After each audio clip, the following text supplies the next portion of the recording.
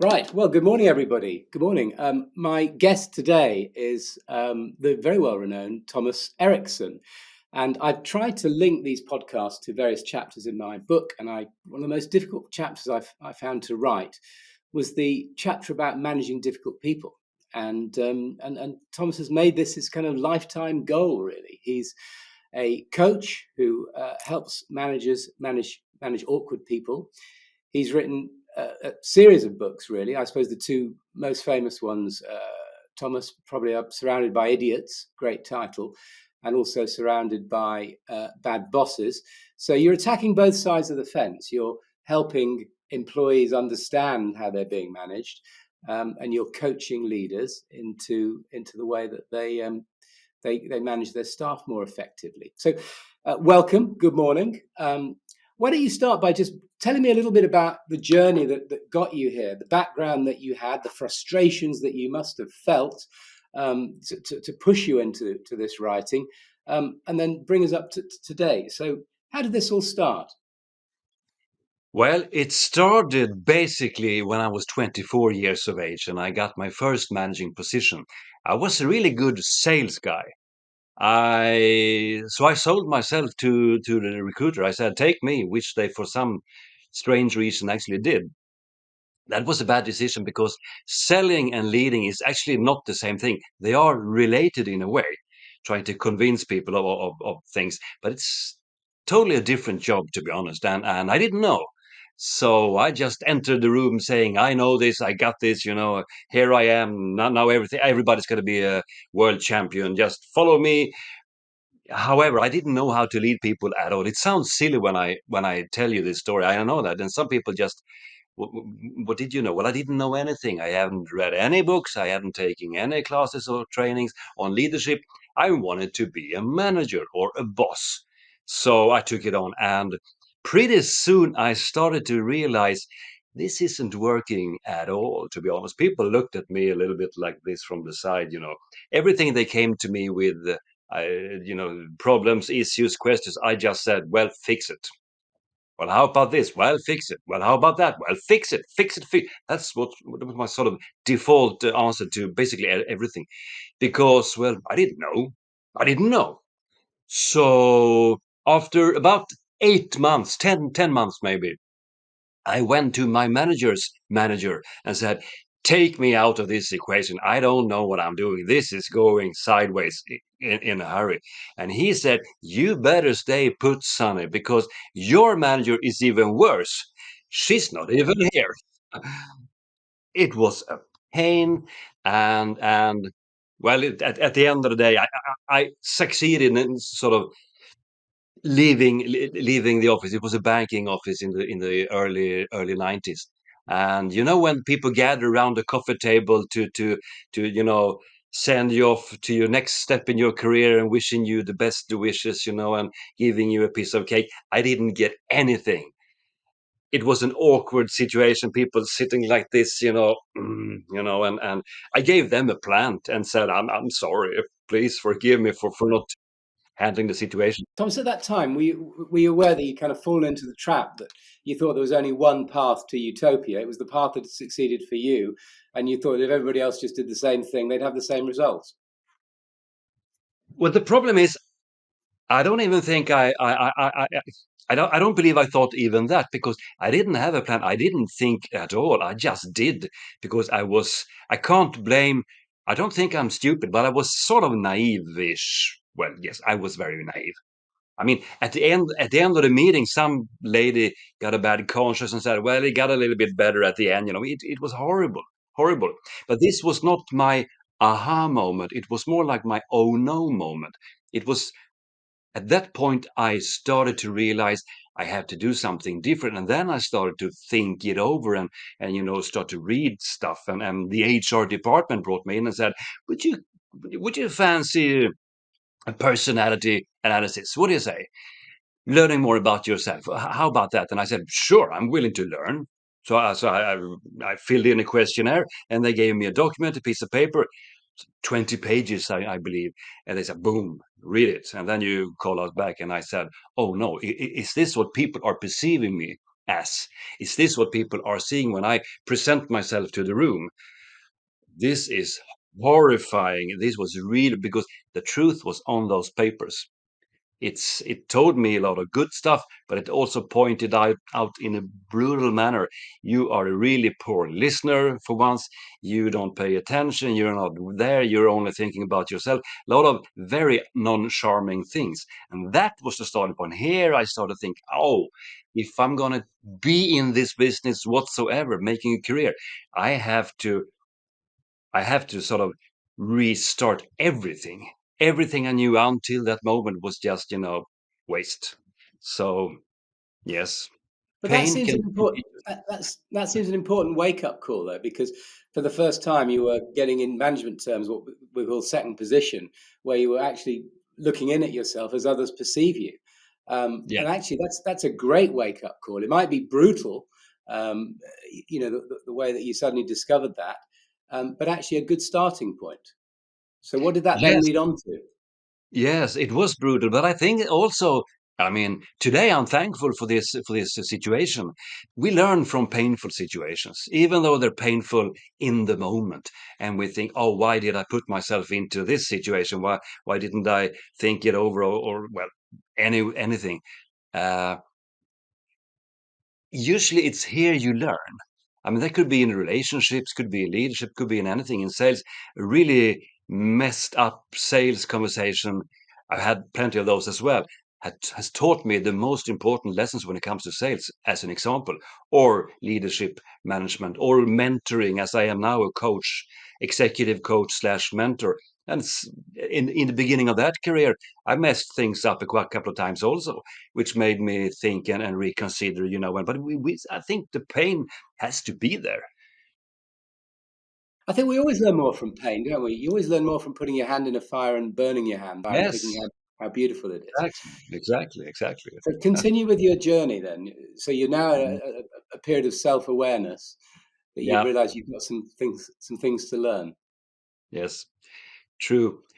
I started to let's say, teaching myself about myself. I started to observe myself, which I, again, never had done before. It sounds today, man, in 2022, saying you didn't work on yourself, and now these days everybody's working on themselves back and forth and sort of. But this was pre-internet, pre-YouTube, pre-anything, basically. So, and yeah, I had read a couple of books, and then I was building a family. I didn't have any time to develop myself, but I realized I had to start somewhere, so I did that. And after a couple of years, I returned to a managing position, and that went much better. Not perfectly, obviously, but much better. And people started to respect me for trying to be well trying to be the best leader I possibly could. And I was also starting to admit to people to say that, hey, I'm not super. I was still late in my late 20s, still a young man. So I said to people, I know I'm leading people twice my age sometimes. I understand it. I have a great respect if you feel a bit considerate about whether I should be here or not. But I'm willing to do the work. And I realize I'm not perfect. I have things to learn, but hey, here we are. Let's make the best out of it. And people start to respect me for that, I think. So step by step, slowly but surely, I built a career based on that. And I left the bank industry managing about 500 people at the age of 34. So it didn't went too bad. And then, Thomas, how did you then bump into disc theory, which has been around for a long time, since 1928? Um, is there something in the Swedish DNA? I think Carl Jung was involved right at the beginning, and it was that book by William Moulton Marsden. So the actual theory's been around a long time, and there are lots of other management theories too. Myers-Briggs and Meredith Bellban's talking about management teams and the whole NLP community. But you've really stumbled into that and kind of made it your own and put it on steroids, really, and helped people understand their workforces by using that as their primary tool. Um, Tell me how you bumped into that and why you started to embrace it in quite the way that you did, or have done, and still do. Yes, true. Well, that's the right question, I guess. the behavioral assessment the HR person gave to me, that was a variety of a disc profile. And so I started using it myself, because if I got help from it, probably more people will get help from it, and feel, well, feel it to be beneficial enough. I mean, I know it's not an exact science. Psychology isn't an exact science at all. So this isn't even psychology. It's a behavioral assessment tool. But it also only measures behaviors. And if you realize how you can use it, and what you can use it for, and what you should add if you want a broader picture, then I think it's really useful. But it can't describe everything about a person. Of course, it can't. That's just not possible. But I started using it, and I left the banking industry, and I went into management consulting. So there I built a small organization who started to sell these products. And I was, to begin with, I was the only one using it in my daily life, still learning about myself, reading other people, trying to perceive people and analyze everybody that I met. So I had to sort of train my own sales team in order to use the product they were selling. And when they realized, oh, this is bloody good, this is really useful, then everything started to just boom. And everybody said, wow, that's interesting. When I sell to a yellow person, I have to do it like this and that. And I said, that is true, my friend. And if you go to blue person, they're tricky, they're difficult. So, okay, let's work on those scenarios then. And so I've been using this since, oh, that's how long is it now? It's close to 30 years, something. It's not perfect, but it's better than taking a PhD in psychology. That's going to cost you 5 years, and most of it you can't use in your daily life. I have a great respect for psychology and psychologists and researchers. That's not the point. But the point is the things that you actually can use in daily conversations. Those things has to be sort of easy to grasp, easy to wrap your head around. And that's what I'm trying to do with my books and my mentoring and my lectures and so on. And do you use that as a combination tool with lots of other tools? With for example, a lot of the NLP community talk about understanding the way that people are communicating in terms of whether they're programmed to be visual people, auditory people, or kinesthetic people. We've all come across that. Or do you find, whilst it's not a perfect tool, that disc theory really tells you most of what you need to know as a kind of shortcut to getting outcomes quickly? I understand. Well, disk theory is not telling us everything. And I realize that sometimes people criticize me and say, well, criticize the disk model, really, saying, hey, there's got to be more than 4 types of people. Well, of course, because you can combine them in 19,280 ways, algorithmically speaking. But the thing is, it tells you only behaviors, but it doesn't necessarily tell you why people act the way they do. So therefore, I also always add another layer, which is the drivers, or let's call it workplace motivators. Meaning, why do people act like they do? Are they individualistic? Do they have a social driver, meaning that they want to help people? Do they have a theoretical driver or economical driver, and so on and so forth? So if you add this on top of the colors, you get a kind of broader picture, and you get a deeper sense of who is this really. That is actually what really taught me about myself when I realized what my drivers are. I was a management consultant, but I was also this. Uh, I had this aspiration I wanted to be a writer, an author. I wanted to be an author. So I was writing in at night and so on, but I really didn't pay attention. I written thrillers before, crime novels and so on, and published 6 books. But it was when I realized my drive is because I also have this aesthetic driver, which is the strive for harmony. So when I started to write in my spare time, I got to be a better consultant actually, because I was sort of living more, let's say, I was sort of following my drivers better, my motivators, because when I was writing and working, I got better at both different topics, so to speak.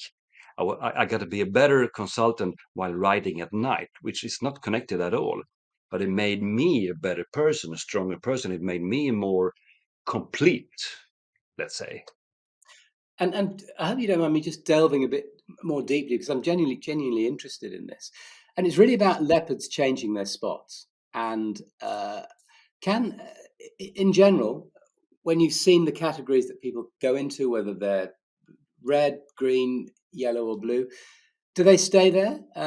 Have you often seen, because the influences in their, as you say, it's a behavioral thing, if the drivers become different, can they change their character and the way that they're communicating? Can a red person calm down and become a more analytical blue person, for example? Or in your experience, do leopards not change their spots? The red people are sort of tricky. I'm married to a super red woman, Christina. She's so red, so you wouldn't believe it if I gave you examples. She But took the never a assessment. dull moment, though, Eric. Come on. Well, the thing is, she took the analysis and she got, usually you have 100% red, 100% yellow, 100% green, 100% blue. She got 98% red and nothing else. And she was a bit frustrated. 98%? Why didn't I get 100? That's bad. I want to do this again. I said, hey, take it easy. Like this. She's so fast. She's faster than the speed of light. She just gets up and gets going. She leaves the city before I left my chair, to be honest. But anyways, she's a force of nature. Completely fascinating. Completely fascinating. No, but the thing is this: I have changed my colors a little bit. I have toned down my yellow factor, meaning my influential factor, meaning let's call it. That's an extroverted. Some would say that's the inspiring color. Some would say. That is the inspiring color. Yes, that is the truth. I have toned that down a little bit because that was what put me in trouble all the time when I was younger. Because my mouth was just running all the time, when I started to pay attention, as I mentioned just before, looking at people doing like this, when I started talking and then I realized, maybe I talk too much. I thought I was super interesting, and fascinating and things, and maybe I was, but not all the time. You can't talk all the time. So I toned that down, and while I did that, the red factor went up. So today I am mostly red and blue, which is a task-oriented profile. Uh, does not mean I don't care about relationships, but I invest all my effort and energy in the ones that really matter. And that happened, I would say, after 30 something. So I changed a little bit, but that was consciously a conscious process. Usually people, when they reach adulthood, they don't change their colors. Their behaviors are kind of fixed because we are sort of habitual. We don't change our habits. We don't unless we do a conscious work on it, usually based on, well, as we started this conversation, based on painful feedback. The drivers are different. They can change. And a simple example would be if you have this, let's say you have an economical driver, meaning money is important. It's not everything, but for some people, money is important. Not necessarily to build a fortune or be a billionaire or stuff, but to be able to provide for your family and such. But if you win the lottery, then you're sort of home free. You don't have to worry about money anymore. Then that driver might go down, and now you might be a philanthropist or stop painting pictures or something. Uh, get into art. So the drivers can change, and usually your situation in life might sort of, let's say, decide what you should aim for. It could be that when you have small children, you will sort of you'll be more nurturing. When then they get into their teens, and then they move out and build their own families, then you don't have to be so protective anymore. So we change where you sort of where you put your time, I would say. So colors kind of fixed, drivers can absolutely change, definitely. Now, let's take this on, and let's assume we have great knowledge about big parts of our workforce, or at least our managers, and we understand their preferred and clever ways of communicating. That's great. But so what? I'm saying so what? When we go to help leaders and directors try and reach their corporate goals, how do we then take this information and make it useful for us and help companies surround themselves with teams that make goals more achievable, or we help pour accelerant onto their goals and help them do what they wanted to do in 5 years, in 2 years. How do we take that data and make it useful? Well, do you have an example? Well, I'm just thinking, if you're going into a turnaround situation, a company's perhaps not being successful, you go in on your first day, you think, well, let's analyze, let's see who we're dealing with, and see what the kind of characters are and what their communication skills are, what their strengths and weaknesses are. And this disc theory might give you a great head start in doing that. But now you have to turn the ship round. Now you have to either do it yourself or advise the people that are running the businesses the best way of helping them achieve their strategic goals, which hopefully by then are more defined. And we've got this kind of rabble of difficult people. All people are challenging to manage. They all have egos and they all have hopes and aspirations. How do we use the disc theory that we've learned, or some of the other techniques, to help manage people more effectively? Well, the first thing you do is you make an assessment of everybody, and then you give them feedback, and then you take their acceptance. Is this really you? I mean, if you use the disc assessment plus the motivator analysis, as I mentioned before, you got this combination. And then you have a sit down with each and every one of them individually and say, is this you? Do you recognize yourself? And then you adjust, this is me, check. I don't recognize this, this is probably not so much that, maybe more of that. So we sort of fine tune it. And then we say, all right, are you willing to work to make the team a better place, to make it more, smooth or more cooperative or whatever, more into changes and so on? Everybody will say, yes, of course, I'm willing to work to make that happen. The problem is that some people won't work on that anyways, because some people just don't like changes. If you take the green factor, people will say, but they don't like changes. Still, 2022, they are scared of changes, but they're also scared of conflicts. So they will say yes to anything that you propose, and you won't find out until it might be too late. And here's where the leadership part comes in. You need to understand what you had in front of you. If you have 10 people and you have sort of a big, sort of a perfect mixture of profiles of all sorts, then these are going to be easy, these are going to be more tricky and problematic, and here we're going to get some clashes, and you have to address it to them and say, I think that we're going to have some clashes over here, and maybe over there as well.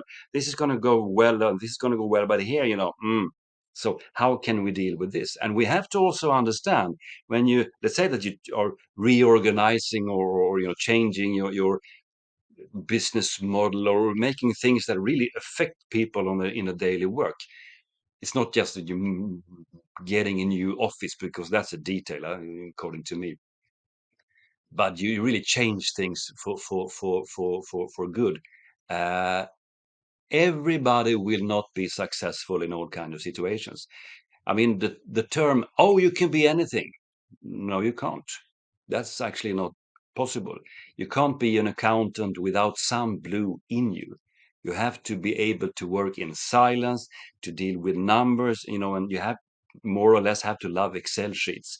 If you don't do that, it's going to be a struggle to sort of live as an accountant, I would say. That's the most extreme example. Take a yellow person, say, hey, can you do my accounting?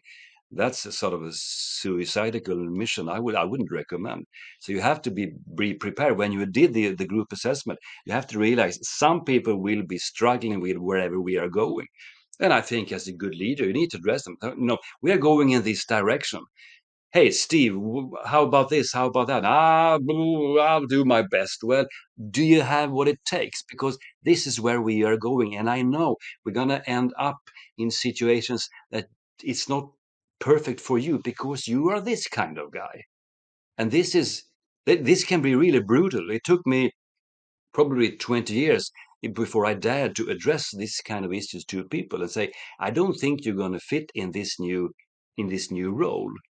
Oh, but I'm willing to, in the beginning, everybody's enthusiastic and motivated and engaged and everything. But you have to be realistic. And sometimes say, maybe I can help you do something else, because this direction is not for you. I can't demand you to violate who you are. That's not fair. Forcing people into a corner where they won't be happy.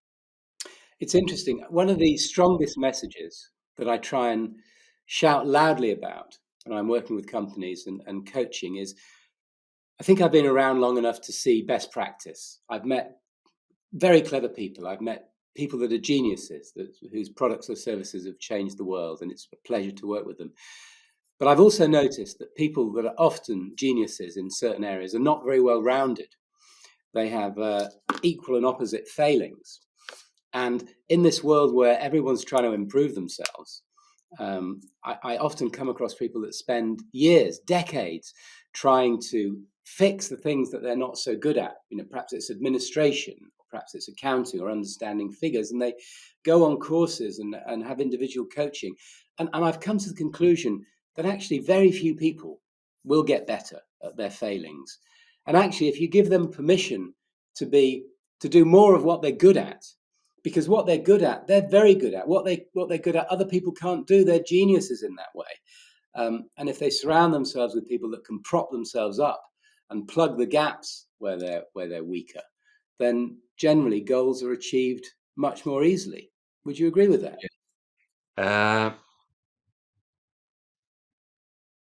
But it's a brilliant question. It's a brilliant question. The answer would be yes and no, actually, because I mean, there's another tool called Strengths Finder, which says these are your strengths, work on those, skip your weaknesses, forget about those. I don't believe that at all. I think on a fundamental level, who you are as an individual, as a person. I mean, if you are a poor listener, should you just skip that part and never listen to people? I mean, you have relationships, you have a partner, you have a husband or a wife or something that you love really much.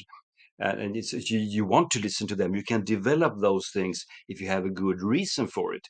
I mean, you have to be a better listener. If you say that to a red boss, I use the word boss here because they can be a bit bossy, and they don't see. I mean, good for you, what's in it for me? They have to have something for it. They have to gain something from it. Why should I pay attention to? Why should I listen to you? You don't say anything of interest. Forget about that. If you can give them a reason good enough, you can help them work on their weaknesses as well. And sometimes I believe we have to do that. That is exactly what I did. I was a proper poor listener. That I will not shred away from that. The thing is, that is basically that maybe the toughest feedback that I had. You don't listen to me. That doesn't mean that I'm a perfect listener, but now I am known as somebody who actually tries to listen the best I can. My wife says, "How can you remember so much?" Because my memory is quite extensive. I have a painfully good memory for details sometimes, maybe the blue factor. And I say, well, I listen. I try to. I do my best. I forget things, of course, but I'm not. Some people are better listeners than I am, but I am better than I was before. But then again, when I coach entrepreneurs, I mean, the people that I mentor or do executive coaching on, those people, they are usually entrepreneurs. They are usually CEOs, mostly, usually in organizations where they can't pay attention to all the details.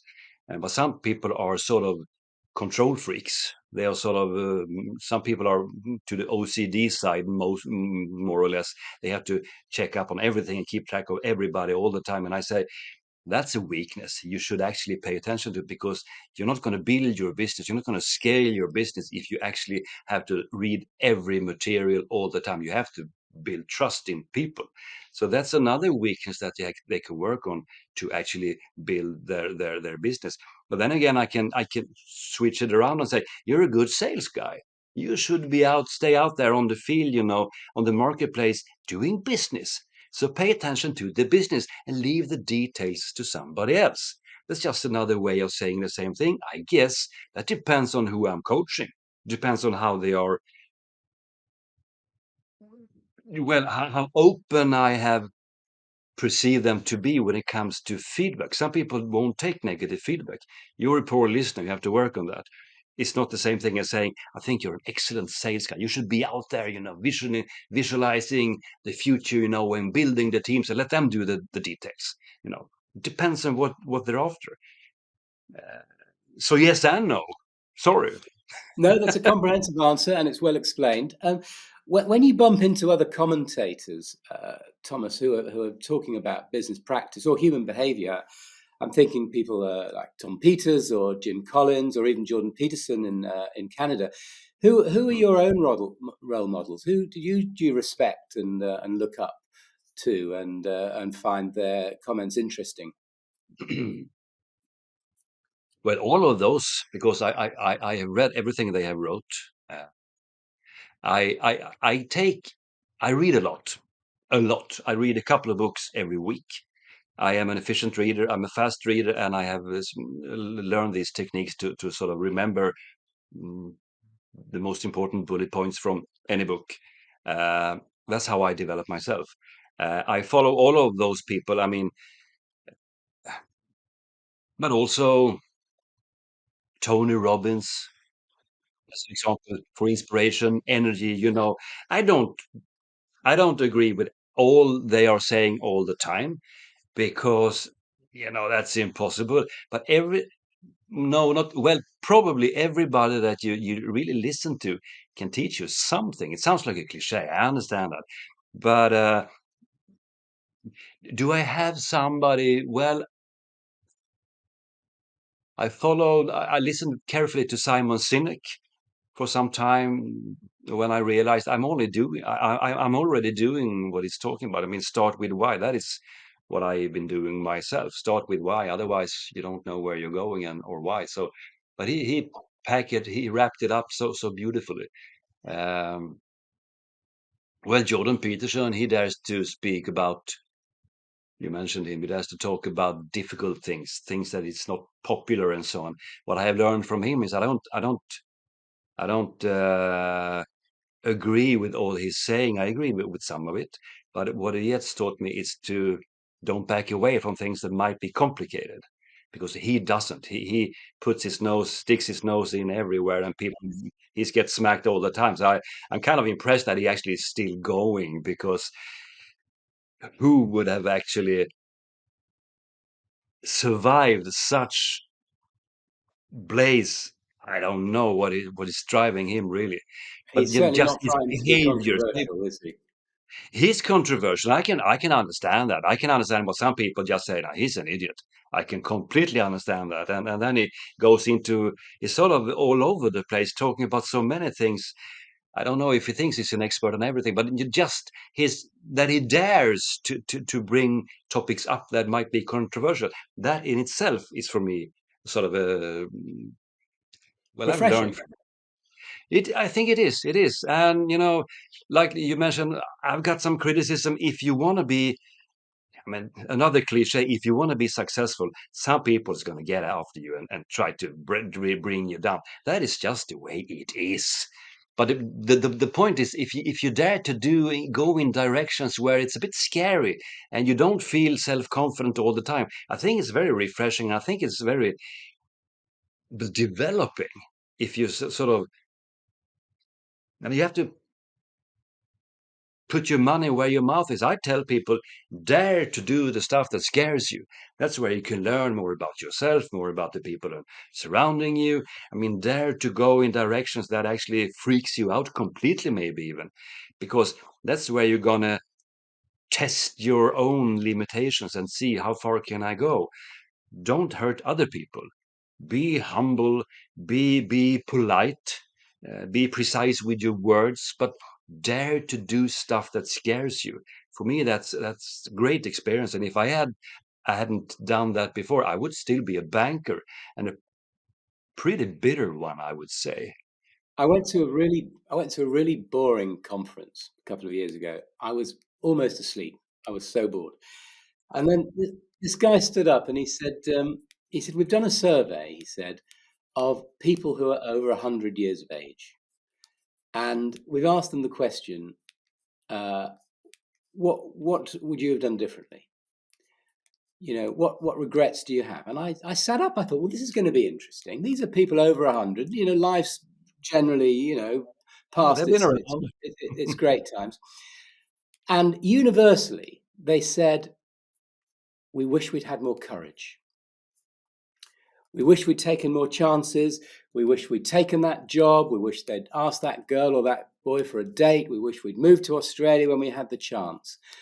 And I sat upright and I thought, people do need to be brave. And they don't want to have regrets. You don't want to be sitting there with 100 with one of those blankets over your legs, not being able to have the chance to make changes.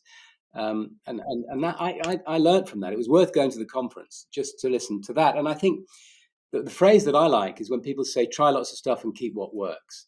Because that way you don't have to bet the ranch. You can try little things. And then when you find something that works, you can bet heavily. Then you can go all in because the odds are in your favor. You've already tried something and tested the water and it works. And I think Yes. there's a good lesson for us all in business there. It's a fantastic lesson. It's a fantastic lesson. I mean, the old saying, it's better to regret the things. It's better to regret the things you did instead of regretting the things you didn't do. And I think there's a truth in there. It's an old phrase, but it's something to live by a little bit. And I am not the most courageous person that you ever met. I'm not. I have to push myself pretty hard in order to put videos up online and get people harassing me for talking about disc theory or motivation or whatever, because there's always somebody who has something to say, and people don't like successful people. They really don't, because they look kind of small in comparison, and the closer they are to you, the less happy they are when you succeed. That's also a painful lesson. So see, I had to push myself, and then I go to my wife, and she said, well, what are you sitting here for? Go away and do, just go away and do it. Don't sit around. Go away, act, do whatever, do something. I said, yeah, I'm going to do that. Yeah, today it's today, and that feels great. I'm scared half of the time. But what is the option, really? To be 100 and sitting under the blanket, say, I was safe all my life. That's good. Let's fast forward a little bit to these odd times that we're living in now. So you're in Sweden. I'm sitting here in London in a kind of post-COVID, post-Brexit society, and I'm working with a lot of really interesting, exciting young people. The Gen Y crowd. These are people who are caring about the world. They have a lot of knowledge. They've grown up with the internet. They're very tech savvy. They're the people who are going to save the world, not old farts like us. They're the people that are going to care. But they're also difficult to manage. They may be working for an employer who they've never met. They went to a virtual interview on Zoom. They're now perhaps on their second job working for somebody. I don't know where their loyalty sits. There's no stigma attached to changing jobs. My father only had 3 jobs in his life. I met someone the other day that had 3 jobs this year, and there was no stigma. They were just upskilling and coming and going, and that seemed to be fine. They talk about the Generation Y crowd having a kind of loathing of conflict, because they don't always understand that conflict can be good and that conflict can solve problems and be creative. So we're now learning or teaching or coaching other leaders to manage a completely different workforce. What have you noticed about the more modern workforce, Thomas, and what tips can you give any of the people that might be listening to us chat today, advice to help them manage these different people? They're not bad people. They may have a sense of entitlement. Doesn't mean they're selfish. They're quite entrepreneurial in their personalities, even if they haven't started their own businesses yet. They're a pleasure to work with in the main, but they're different. Yes. Well, as far as I have heard, which I can't prove, but I picked it up somewhere, that generation is slightly trickier to work with than the later ones, who was born in the 2000 and the beginning of the 2000, who's entering the workforce now, meaning they are in their early 20s. They are more into stability and a little bit like that. I read that somewhere. I don't know what it's based on, to be honest. But when it comes to, there's a lot of there's a lot of words going around, these people are this and that generation is like that, and we're old farts, who's going to listen to us? And I don't think that's true. I mean, I have giving lectures on universities repeatedly, and they are the great young people, willing to learn, paying attention, taking good notes, asking brilliant, intelligent questions afterwards. We always have a chat afterwards. We'll bring people in and say who wants to ask a specific question, and we do that. And they are really interested and they're really there, really in the presence. And they have energy, and they don't know any boundaries, which is really refreshing for me because I know a lot of boundaries. I don't talk to them about it. But are they hard to manage? Well, I guess they are in a way. Every time that you okay, let me put it like this. Every time you use yourself as some sort of blueprint for how it should be, you're gonna find yourself in trouble. Because if you're in your 50s, as I am, um, I mean, my worldview is like this. I was raised during the Cold War. So when Russia enters Ukraine, I have a certain reaction to that because Sweden is really close to Russia. It's only Finland between, and we're not parts of NATO, as an example. So who knows what's going to happen? And it's not just a war. And everything that happens in a workplace, I think we see it in a different light, I guess. If you say to people they are like this, I don't think that's going to work because Robert is over there and Sarah is over there, and here we have Jane and John and Jimmy and Janet. I think you have to treat everybody as an individual. It sounds like a cliche again, but it's still the truth. Even though you have heard it before, you have to sort of live by that. And if you use disc theory, if you use motivators or MBTI, doesn't really, Big Five, doesn't really matter. If you use it, you always have to use it on an individual level. Like when I use it in Japan compared to in the UK or in Canada or in India or in Norway or in Poland, the cultures may differ as the cultures differs within, let's say, different generations, let's call it. But on an individual level, people are people. A red person born in 1990 will be a red person, even though a red person born in 1973 is also red. They have different perspectives, but they want to be treated the same way. What you have to look for is, what do they want? What do you want? People say, well, they are really not very loyal to the organization. They can just stand up and go and take another job because they don't trust you anyway because you're old. I don't know if that's the truth, really. I think I think there's a great risk to treat people as a group. Well, And I I'm not suggesting that we're colonies of ants, that each generation is a colony of ants no, that, no, that I acts in the same understand, way. but I'm sort of working myself to an answer here, up to But an answer.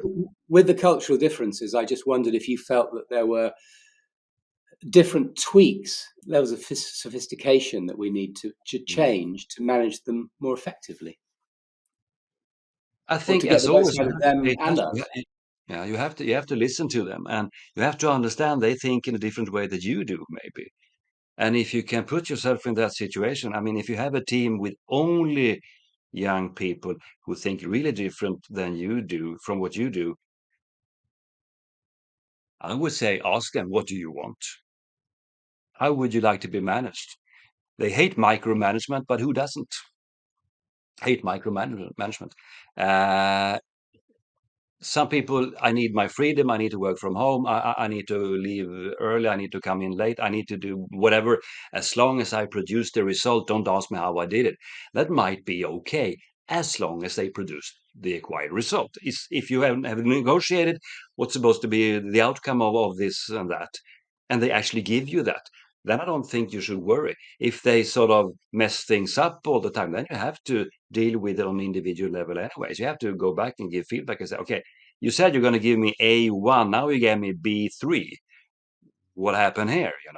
Can we talk about that? And then you kind of have to see what happens. I think you have to learn this step by step. I don't think there is. I mean, when I was younger, too, quick comparison, really quick comment. Just I could say, you have to do it like this, bam, do this and that, and then you're home free. No, you have to sometimes learn by doing and failing. If you have a group of people that you really don't understand, you have to test things out and see what's going to happen. And somebody leaves you and some new guy comes in, and then you have to learn him as well. You have to learn yourself about him, sort of teach yourself about him. You have to sort of learn how to deal with this and that. And if you make an analysis of them, you will get most of the answers. But I would say start a conversation, talk to people, ask them, why are you here? What's in it for you? I will give you the best possible conditions in this workplace that I can. Probably can't give you everything, but tell me what's most important for you. Is it freedom? Is it the decision making on your own? Is it, it's not FaceTime and so on. So that's probably the answer, which isn't really easy to follow, but you have to start a conversation, I would say. You talk quite a lot about listening, Thomas.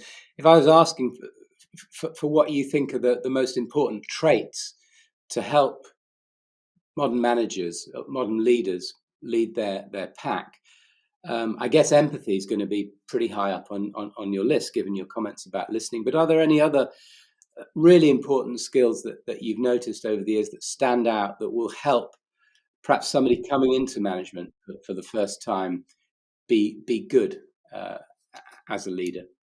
Yes.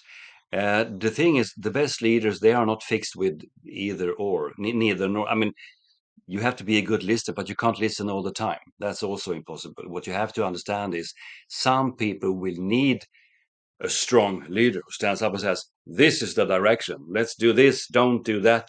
Sometimes people need a clear set of boundaries. You are bumping between these walls. This is your area. If you go outside, I'm going to give you negative feedback. I'm going to give smack on the head. You have to you have to dare to do that as well.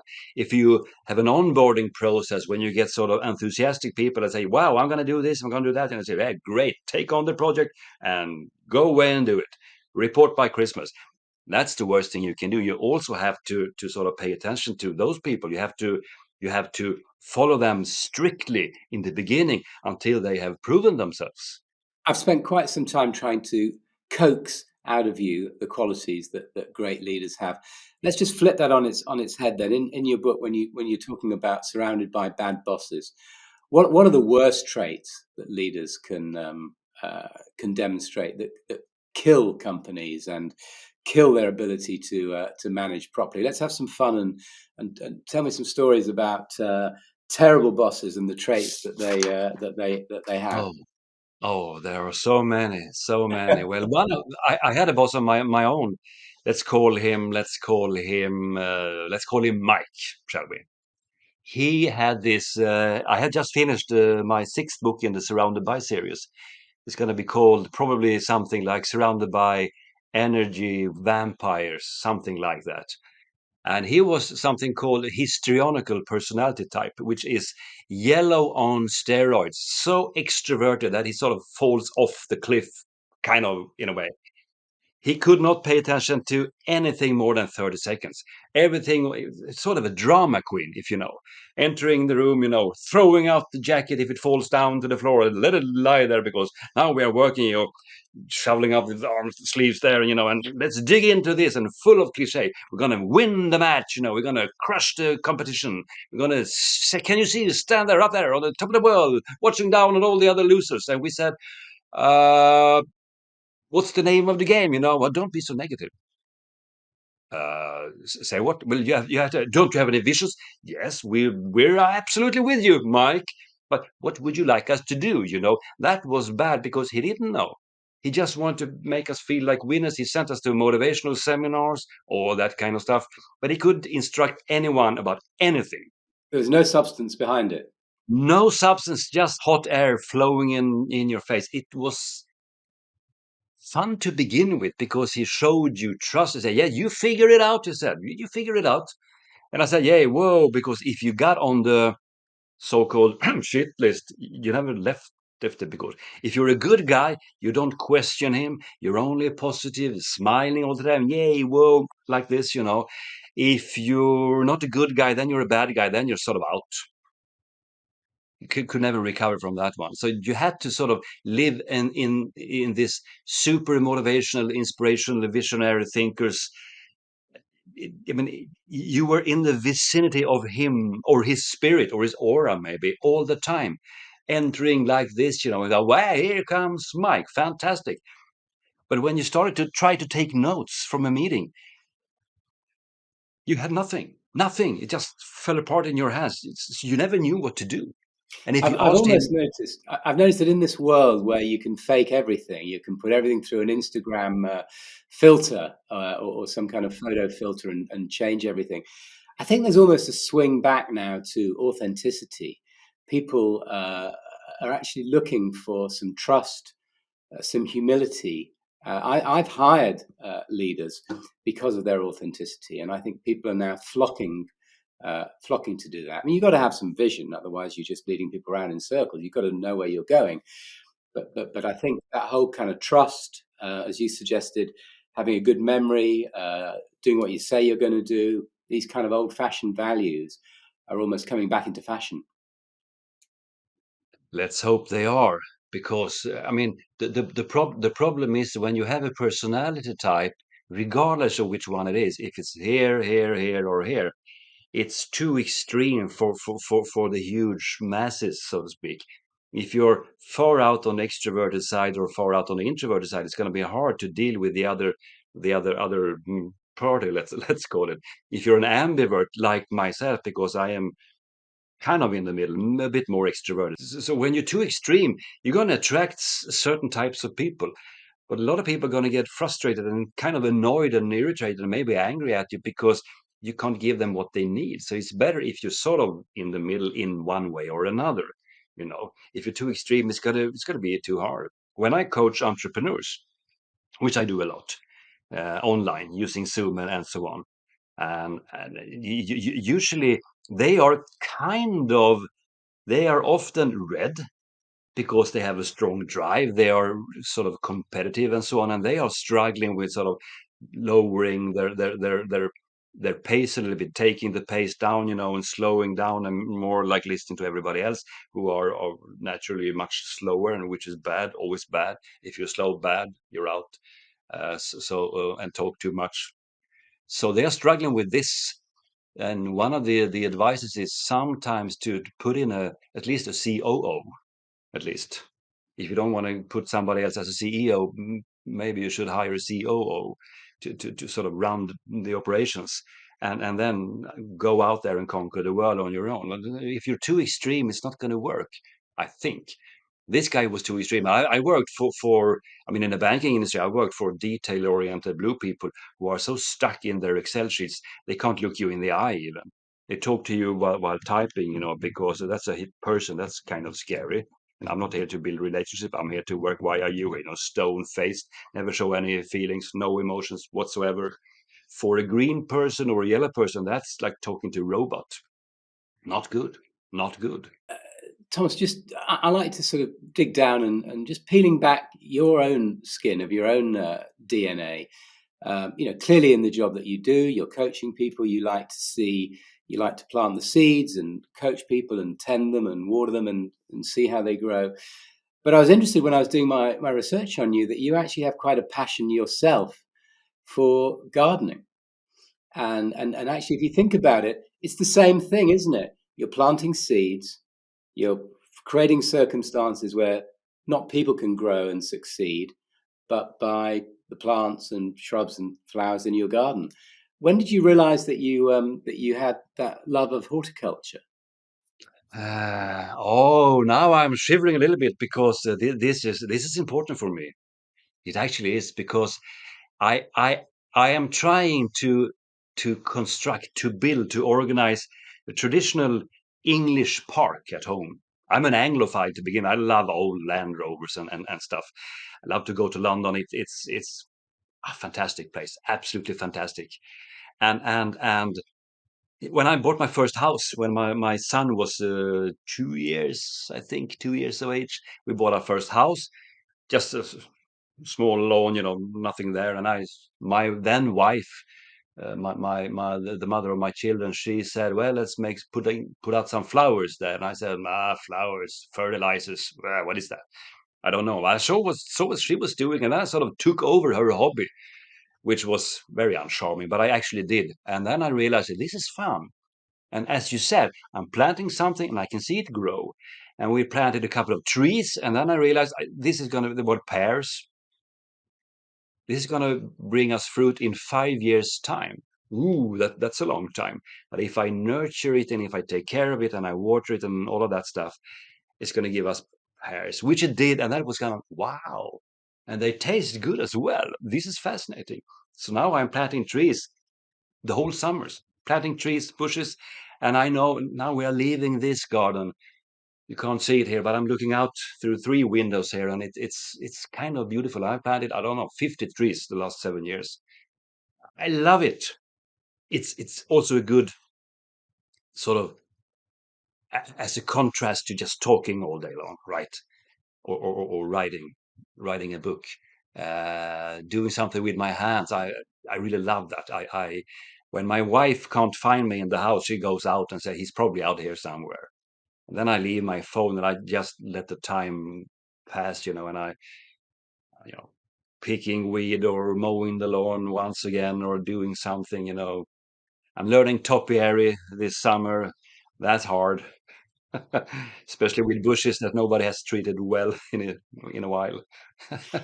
It's interesting to hear you talk about the time that things take, and I'll leave you with especially since in management terms, leaders that I'm talking to, they want change to happen instantly. They want the business to change, the model to change, the profits to change instantly, and sometimes it does take time.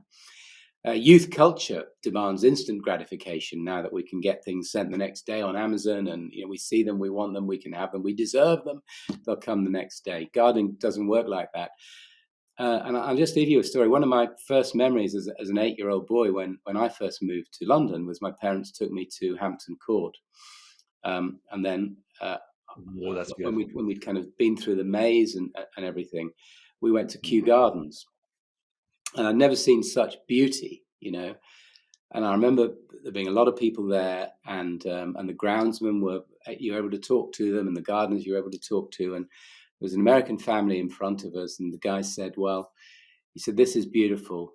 He said, "How long would it take you to get my ranch in Texas to look like this?" And the gardener just looked down and he smiled and he said, "Well, not in my lifetime."